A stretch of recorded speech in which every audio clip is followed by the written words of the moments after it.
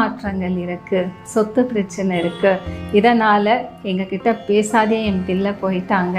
இந்த மாதிரி இருக்கிறவங்க எல்லாருமே இந்த மாயிலை பூஜை நீங்கள் செய்யுங்க, நிறைய மாற்றம் வரும்.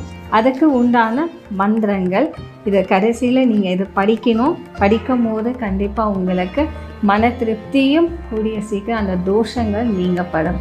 அந்த மந்திரம் நான் உங்களுக்கு ஒரு முறை படிக்கிறேன்.